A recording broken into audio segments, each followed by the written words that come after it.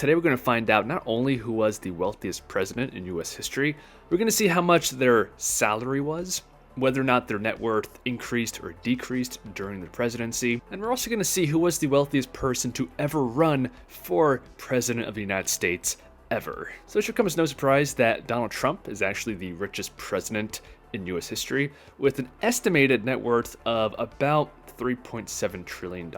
And that net worth is based off of the value of mostly his real estate portfolio. And his salary while in office was $400,000. But the one I found to be much more exciting is the second wealthiest president in US history, because this is George Washington. He, of course, is the first president of the United States. His salary back then for the position was just $25,000 per year, but his net worth was estimated to be about $580 million.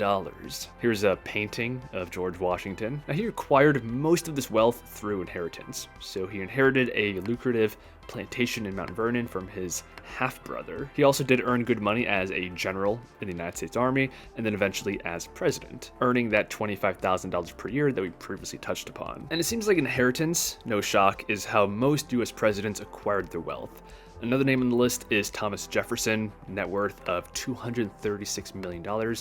And this came from, again, inheritance of land. Fun fact, although he remained wealthy most of his life, Jefferson was deeply in debt when he died, in part because income from the farming was unreliable, but also because Jefferson was a big spender, living beyond his means. So even though he was quite wealthy due to his, lavish lifestyle, he died in debt. And that's a pretty good segue into the next part of the video, because now we're covering US presidents' net worth before and after taking office. So this chart here covers George Bush going all the way back to Richard Nixon. This is their net worth before, after taking office. And you're probably going to notice that all of these presidents gained significantly during their time in office. So for example, both George H.W. Bush and W. Bush came into office modestly rich, with $20 and $4 million respectively, and then left office with substantially more than that. And it's a pretty similar story with Jimmy Carter, Richard Nixon. Ronald Reagan had the smallest increase, but he also came into the office the richest with a net worth over $10 million.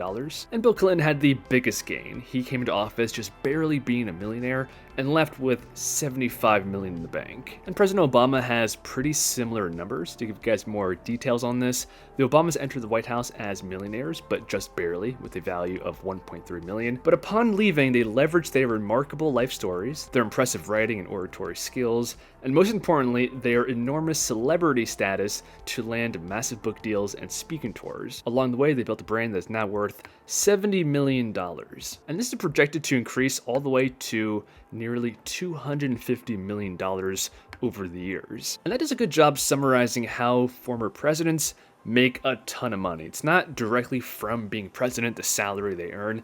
It's from leveraging their status, their celebrity status in many cases, for speaking engagements, writing books, more broadly speaking, just building a brand that is then worth lots of money. And it seems like Donald Trump is the only president in US history to leave office worse off than when he got into office. According to an in-depth report from Bloomberg, the presidency cost Donald Trump a cool $700 million after stumbling out of office through an insurrection riot, a second impeachment, and 500,000 dead Americans. Oof, that is harsh. They go on to say that he faces legal challenges, his political capital is dwindling, his properties are aging, and his portfolio is lopsided in favor of commercial real estate that cratered when COVID-19 killed the traditional office. And that's a good point to remember. Most of Donald Trump's net worth isn't hard cash. It's tied up into assets, more specifically, many real estate properties, which fluctuate up and down with current market cycles. And that's probably the main reason why his net worth went down over this time. I'm sure he has capitalized on his presidency, raised a lot of money, probably more than the Obamas, that's $70 million.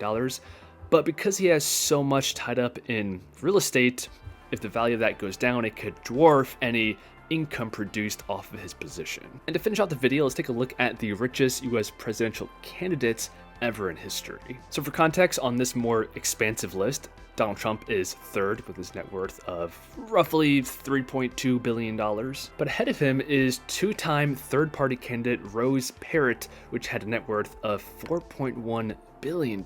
Source of wealth is technology and investments. He ran for presidency against George H.W. Bush and then again in 1996 against Bill Clinton, and lost both times. And he was one of the first tech billionaires, selling his company Electronic Data Systems to General Motors for $2.4 billion in 1984 and investing a fortune in municipal bonds. He had an estimated fortune of $4.1 billion. But the number one name on this list is way more recent. You guys might remember this, but Michael Bloomberg ran for presidency in 2020, and his net worth is by far the highest on this list at $55.9 billion. Bloomberg is a businessman, former mayor of New York City, and a multi-billionaire, and he ran an unsuccessful campaign in 2020 for the Democratic nominee. He made his fortune from Bloomberg LP, the media company he co-founded, that now brings in $10 billion in annual revenue. So essentially this, Bloomberg.com and all of the affiliates based around this. Bloomberg largely self-financed his 2020 campaign before dropping out following disappointing primary results. Before suspending his presidential bid, Bloomberg spent roughly $250 million on advertisements. So there you have it. That's a comprehensive look at the richest US presidents and candidates in history. Hope you guys enjoyed, and I'll see you guys in the next one.